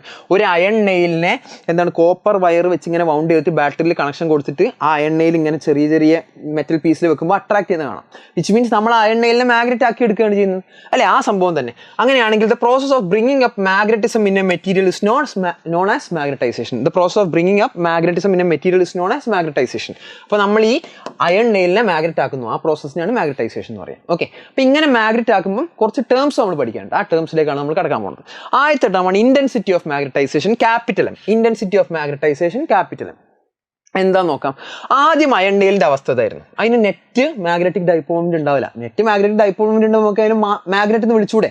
ഓക്കെ, അപ്പോൾ ആദ്യം ഇങ്ങനെയായിരുന്നു അവസ്ഥ. ഇനി ഇവനെ ഞാൻ ഈ കോയിലൊക്കെ വെച്ച് ചുറ്റി, അങ്ങനെ കോയിലൊക്കെ വെച്ച് ചുറ്റി കഴിഞ്ഞപ്പം അതിന്റെ മാഗ്നറ്റിക് ഡൈപോൾ മൊമെന്റ്സ് ഒക്കെ ഒരു ഡയറക്ഷനിലേക്ക് അലൈൻ ചെയ്തു തുടങ്ങി. ഓക്കെ, അതിന്റെ അർത്ഥം എന്താ? അവനൊരു മാഗ്നറ്റിക്, ഒരു ടെമ്പററി മാഗ്നറ്റിക് പ്രോപ്പർട്ടി കിട്ടുകയാണ് അല്ലേ? അപ്പോൾ അവന്റെ മാഗ്നറ്റിക് ഡൈപോൾ മൊമെന്റ് ഒക്കെ ഇങ്ങനെ അലൈൻ ചെയ്തു. സോ ഈ അയൺ നെയിൽ എത്രത്തോളം നല്ല മാഗ്നറ്റ് ആയി എന്ന് പറഞ്ഞിരുന്ന ടേം ആയിരിക്കും എന്ത്? Intensity of magnetisation. ഈ അയൺ നെയിൽ എത്രത്തോളം നല്ലൊരു മാഗ്നറ്റ് ആവാൻ പറ്റി എന്നുള്ള ഒരു ടേം പറഞ്ഞിരുന്ന സാധനമാണ് ഇന്റൻസിറ്റി ഓഫ് മാഗ്നറ്റൈസേഷൻ. അപ്പോൾ അതെങ്ങനെ മെഷർ ചെയ്യാന്ന് ചോദിച്ചാൽ ഒന്നുമില്ല, ഈ magnetic dipole, net magnetic dipole മൊമെന്റിനെ ആ വോളിയം കൊണ്ട് ഡിവൈഡ് ചെയ്താൽ മതി. Okay, magnetic dipole moment per unit volume എന്നൊക്കെയാണ് നമ്മൾ ഇതിനെ ഡിഫൈൻ ചെയ്യുക. ഓക്കെ, അങ്ങനെയാണെങ്കിൽ നോക്കിക്കോ, ഇതായിരിക്കും ഇക്വേഷൻ വരിക. Intensity of magnetization M is equal to net magnetic dipole moment by volume. Net magnetic dipole moment by volume അല്ലേ? ഇതൊരു വോളിയം ഉണ്ട് വിചാരിക്കും. ഓക്കെ, അവിടെ ഇത്ര മാഗ്നറ്റിക് ഡൈപോൾ മൊമെന്റ് ഉണ്ട് വിചാരിക്കും. സോ അതിന്റെ റേഷ്യോ ചെയ്താൽ നമുക്ക് ഇന്റൻസിറ്റി ഓഫ് മാഗ്നറ്റൈസേഷൻ കിട്ടും. ഇതിന്റെ യൂണിറ്റ് ചോദിച്ചാൽ ഒരു പണിയില്ല. യൂണിറ്റ് എന്തായിരിക്കും വരിക?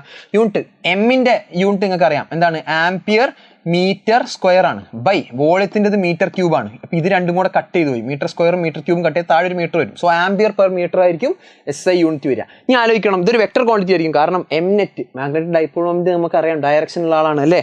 സൗത്ത് നോർത്തിലേക്ക് പറഞ്ഞ ഡയറക്ഷനുള്ള ആളാണ്. സോ ഇതൊരു വെക്ടർ ക്വാണ്ടിറ്റി ആയിരിക്കും. കഴിഞ്ഞു.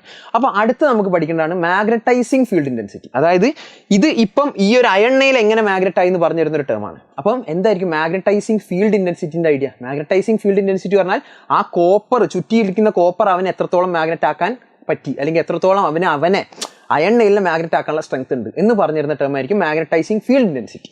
നോക്കിക്കോ, അപ്പം മാഗ്നറ്റൈസിങ് ഫീൽഡ് ഇന്റൻസിറ്റി അതിലേക്ക് കടക്കാം. ഓക്കെ, അപ്പോൾ അതിലേക്ക് കടക്കുന്നതിന് മുന്നേ വേണമെങ്കിൽ നമുക്ക് ഇത് പറയാം. നോക്കിക്കോ, ഇൻഡ്യൂസ്ഡ് മാഗ്നറ്റിക് ഫീൽഡ് ആലോചിച്ച് നോക്കണം. നോക്കിക്കോ, ഇതൊരു അയൺ നെയിലാണ്. ഇതിന്റെ ചുറ്റുമാണ് നമ്മൾ ഈ കോപ്പർ വയർ ഇങ്ങനെ വൗണ്ട് ചെയ്ത് വെച്ചത്. സോ ഇവൻ ഇപ്പം ഒരു മാഗ്നറ്റിക് ഫീൽഡ് ഉണ്ടാവും അല്ലേ? കുറച്ച് നേരം ഇങ്ങനെ ചുറ്റി വെച്ച് കറണ്ട് ഇങ്ങനെ പാസ് ചെയ്ത് കഴിഞ്ഞാൽ ഇവൻ ഈ ഉള്ളിൽ കിടക്കുന്ന അയൺ നെയിൽ എന്തുണ്ടാവും? ഒരു മാഗ്നറ്റിക് ഫീൽഡ് ഉണ്ടാവും. അതിനെയാണ് നമ്മൾ ഇൻഡ്യൂസ്ഡ് മാഗ്നറ്റിക് ഫീൽഡ് എന്ന് വിളിക്കുക. വിച്ച് മീൻസ് ആ അയൺ നെയിലിന് ഇപ്പോൾ മാഗ്നറ്റിക് ഫീൽഡ് ഉണ്ട്. ആ മാഗ്നറ്റിക് ഫീൽഡ് ഇപ്പം മാഗ്നറ്റൈസേഷൻ വഴി അവനൊരു മാഗ്നറ്റിക് ഫീൽഡ് കിട്ടി. അതിനാണ് നമ്മൾ ഇൻഡ്യൂസ്ഡ് മാഗ്നറ്റിക് ഫീൽഡ് BM എന്ന് വിളിക്കുക. ഓക്കെ, അതിന്റെ ഇക്വേഷൻ നമുക്ക് എങ്ങനെ എഴുതാൻ അറിയോ? μ0 ഇൻറ്റു M എന്ന് എഴുതാം. μ0 into capital M. Capital M എന്താ? ഇന്റൻസിറ്റി ഓഫ് മാഗ്നറ്റൈസേഷൻ ആണ്. So induced magnetic field BM is equal to μ0M. പ്രശ്നമുണ്ടോ? ഇല്ല. ഇനി നമ്മൾ ഈ കോപ്പർ വയർ കൊടുത്തിട്ടുള്ള മാഗ്നറ്റിക് ഫീൽഡ് അതിനെ പറ്റിയാണ് പഠിക്കാൻ പോകുന്നത്. നോക്കിക്കോ, അതാണ് മാഗ്നറ്റൈസിങ് ഫീൽഡ് ഇന്റൻസിറ്റി. നോക്കിക്കോ, it is the field that induce magnetization. ആ കോപ്പർ വയർ അല്ലേ? കോപ്പർ വയർ ഇങ്ങനെ ചുറ്റിയുണ്ട്. അങ്ങനെയാണെങ്കിൽ ഇവന് ഈ ഒരു അയൺ നെയിൽ എത്രത്തോളം മാഗ്നറ്റ് ആക്കാനുള്ള ശേഷിയുണ്ട് അതിനെപ്പറ്റി പറയുന്ന ടേമാണ് മാഗ്നറ്റൈസിങ് ഫീൽഡ് ഇന്റൻസിറ്റി. നോക്കാം, അങ്ങനെയാണെങ്കിൽ ഈ സോളിനോയിഡ് ഉണ്ടാക്കുന്ന മാഗ്നറ്റിക് ഫീൽഡ് കാരണമാണ് ആരുണ്ടാവുന്നത്? ഈ അയൺ നെയിൽ മാഗ്നറ്റായി മാറുന്നത്. സോ സോളിനോയിഡ് പ്രൊഡ്യൂസ് ചെയ്യുന്ന ഫീൽഡ് നിങ്ങൾ പഠിച്ചിട്ടുണ്ടാവും.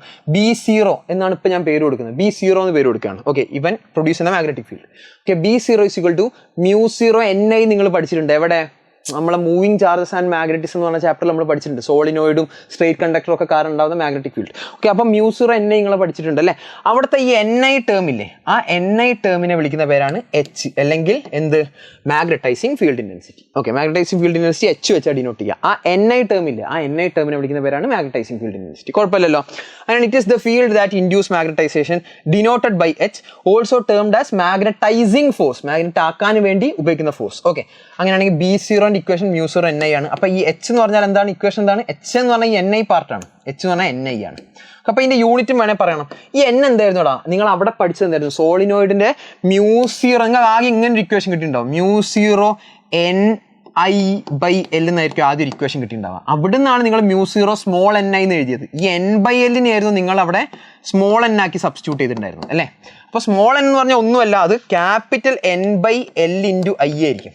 അതായത് number of turns per unit ലെങ്ത്തിനാണ് സ്മോൾ N നമ്മൾ വിളിച്ചുകൊണ്ടിരുന്നത്. ഓക്കെ, അപ്പോൾ ഈ നമ്പർ ഓഫ് ടേൺസ് അതിന് യൂണിറ്റ് ഉണ്ടോ ചോദിച്ചാൽ ഉണ്ടോ? Number of turns per unit length, ഇതിന് യൂണിറ്റ് ഇല്ല. ഓക്കെ, ലെങ്ത്തിന് യൂണിറ്റ് ഉണ്ട്, കറണ്ടിന് യൂണിറ്റ് ഉണ്ട്. സോ ഇതിന്റെ യൂണിറ്റ് എന്തായിരിക്കും? ഇതിന് യൂണിറ്റ് ഇല്ല, നമ്പർ എന്ന് പറഞ്ഞാൽ എണ്ണ. So ampere per metre. Okay, അപ്പോൾ ഇതിന്റെ SI യൂണിറ്റ് എന്ത് തന്നെയാണ്? SI യൂണിറ്റ് എന്ത് തന്നെയാണ്? ആംപിയർ പെർ മീറ്റർ തന്നെയാണ്, അല്ലെങ്കിൽ AM⁻⁻⁴. നേരത്തെ ആളെപ്പോൾ തന്നെ ഇതാ മാഗ്നറ്റിക് മീൻസ് ഇന്റൻസിറ്റി ഓഫ് മാഗ്നറ്റൈസേഷൻ്റെ അതേ യൂണിറ്റ് തന്നെയായിരിക്കും മാഗ്നറ്റൈസിങ് ഫീൽഡ് ഇന്റൻസിറ്റിക്ക് ഉണ്ടാവുക.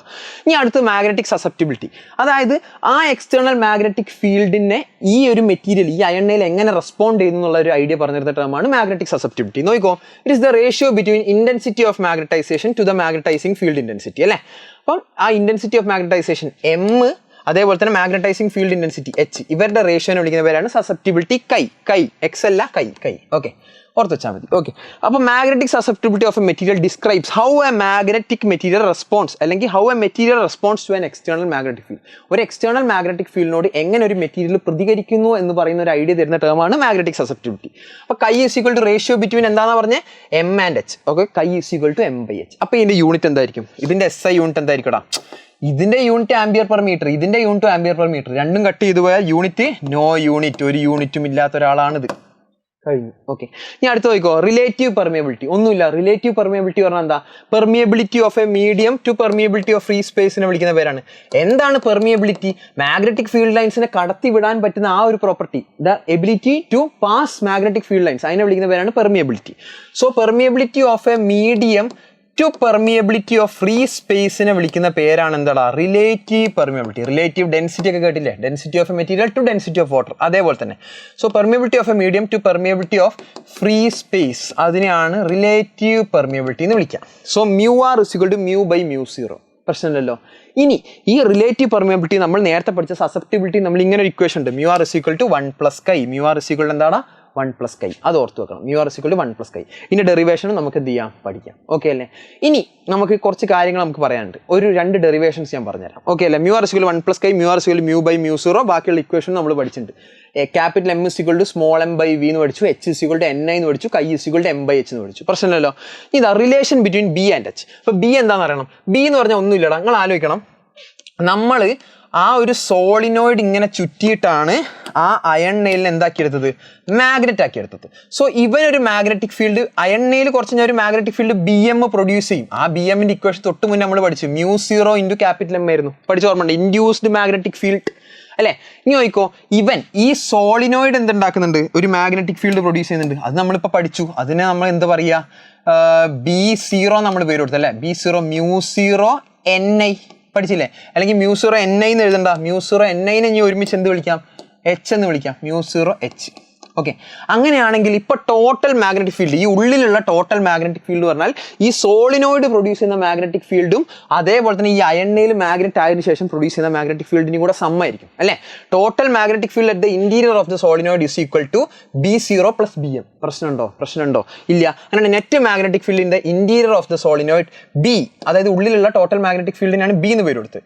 അതെന്ന് പറഞ്ഞാൽ ഈ B0, അതായത് ഈ സോളിനോയിഡ് ഉള്ളിലോട്ട് പ്രൊഡ്യൂസ് ചെയ്യുന്ന ഫീൽഡ് പ്ലസ് ഉള്ളിലുള്ള അയണ്ണയിൽ മാഗ്നറ്റ് ആയിട്ട് അവനും കൂടെ പ്രൊഡ്യൂസ് ചെയ്യുന്ന ഫീൽഡിന്റെ സമ്മായിരിക്കും. പ്രശ്നമുണ്ടോ? പ്രശ്നമില്ല. അപ്പം നമ്മൾ ബിന്റെയും എച്ചിന്റെയും റിലേഷൻ കാണാൻ പോകണം. എച്ച് പറഞ്ഞാൽ നിങ്ങൾക്ക് അറിയാം മാഗ്നറ്റൈസിങ് ഫീൽഡ് ഇന്റൻസിറ്റിയാണ്. ബി എന്ന് പറഞ്ഞിട്ടുണ്ടെങ്കിൽ magnetic field in the interior of solenoid ആണ്. ഓക്കെ, അങ്ങനെയാണെങ്കിൽ B = B0 + BM ആണെങ്കിൽ B = B0 നമുക്ക് എങ്ങനെ എഴുതാം? μ0 H എന്ന് എഴുതാം. BM നമുക്ക് എങ്ങനെ എഴുതാം? μ0 M എന്ന് എഴുതാം. ഇങ്ങനെ എഴുതിക്കൂടെ? ഓക്കെ, അപ്പോൾ എച്ചിലേക്ക് മാറ്റണം. സോ എമ്മിനെ നമ്മൾ മാറ്റി എഴുതിയേ പറ്റൂ. എമ്മിനെ എച്ചിലേക്ക് മാറ്റി എഴുതാൻ നമുക്ക് ഒരാളെ അറിയാം. കൈ = M/H നമ്മൾ പഠിച്ചതാ അല്ലേ? അങ്ങനെയാണ് M = കൈ H. M = എന്തായി? കൈ H. M = കൈ H ആയി. ഇപ്പോൾ നോക്കിക്കോ, എച്ചിന്റെ ടേംസിലേക്കായി. ബി ഇവിടെ ഉണ്ട്. ഓക്കെ, ഈ ഒരു കാര്യം ചെയ്യാം. B = ഇവിടെ നിന്ന് μ0 H നെ കോമൺ എടുക്കാം.